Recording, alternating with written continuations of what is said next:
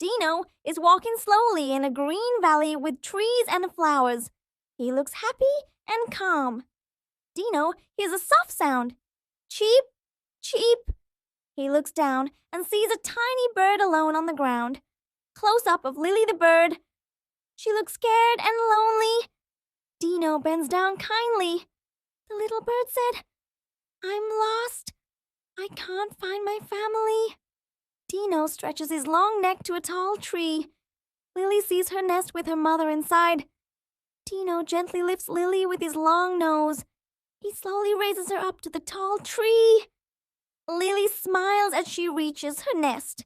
Her mother is waiting with open wings.